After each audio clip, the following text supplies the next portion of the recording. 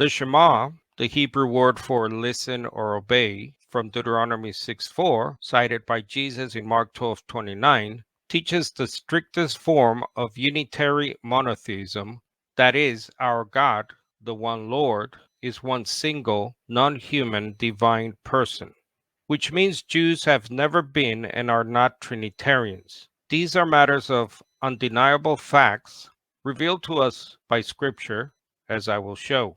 So to even suggest that the Shema is or ever was Trinitarian is quite unbelievable. From the Old to the New Testament, the name of the one God of Israel and titles used to describe him, for example, the Hebrew Yahweh, Adonai, Elohim, and the Greek Kyrios and Theos, reveal one single person. He is described by the Old Testament prophets as the one who alone is the creator and father of all. Malachi 2:10, do we not all have one Father? Did not one God create us? Isaiah 44:24, I am the Lord who made all things, who alone stretched out the heavens, who spread out the earth by myself. Some manuscripts even add the question, who was with me? The answer to these rhetorical questions is that no one other than the one Lord, who is Yahweh the Father, he says, by myself, made the original Genesis creation. Now, ask yourself, how many persons or how many selves is one God, or I am the Lord, who alone, by myself? According to the Brown Driver and Briggs lexicon, the Hebrew word rendered alone in Isaiah 44:24 means in a state of separation by oneself. Again, how many selves is one self? In the New Testament, Jesus refers to that same one Lord of the Shema, the one God, as the Father. In John 5:44, the Father is called the one God or the only God. John 17:3, the only true God. John 20:17, Jesus calls him my God, and at least 5 times in Revelation 3 verses 2 and 12. And of course, the affirmation Shema, the Lord our God, quoting from Deuteronomy 6 verse 4. The noted Trinitarian scholar J.A.T. Robinson was right to say John is as undeviating a witness as any New Testament writer to the unitary monotheism of Judaism. Another noted biblical scholar, Bishop N.T. Wright, says that the answer Jesus gave in Mark 12:29 was thoroughly non-controversial. Jesus was a first-century Jewish monotheist. The same was true of the scribe who agreed with Jesus in Mark 12. You are right, teacher. You have truly said that he is one, and there is no other besides him, and to love him with all your heart. Note the cardinal masculine numeral 1 in Greek is, and the singular verb he is, estin, meaning the one Lord of the Shema is only one person.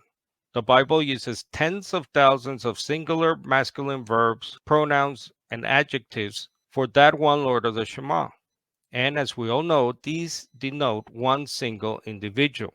Furthermore, Greek lexicons note the word for one is masculine in gender and therefore is personal, referring to a person.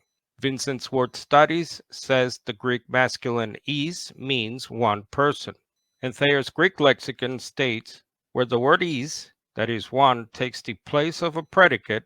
For example, in Galatians 3:20, this means one person. Note the Amplified Bible, Classic Edition paraphrase of Galatians 3:20. God is only one person.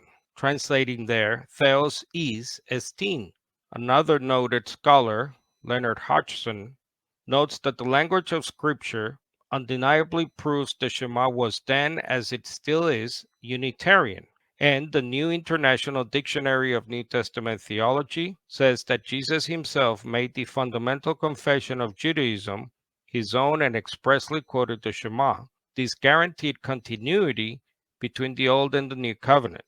To summarize, it's an oxymoron to say the Shema teaches anything but unitary monotheism. It's like saying alone together, or I see hot, or that you're clearly confused.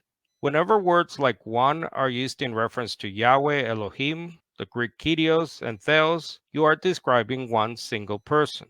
The Word Biblical Commentary article on the word Theos says that throughout the Bible, the terms for God, along with the interchangeable individual and personal name, makes it perfectly clear that Yahweh and God are synonyms and that the concept of God includes the concept of person.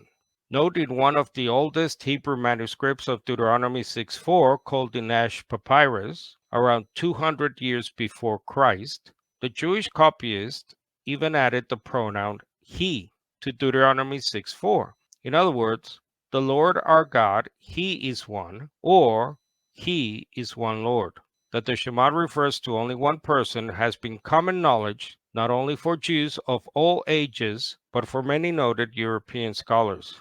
In the 1700s, the noted British philosopher and Anglican cleric Samuel Clarke observed that when Jesus said the Lord is one, he meant one person, and that when the scribe answered, "There is none other but he," he did not mean to say no other than his substance. The scripture, Clarke added, when it mentions the one God or the only God, always means the supreme person of the Father. The word God, when spoken of the Father himself, is never intended in Scripture to express philosophically his abstract metaphysical attributes.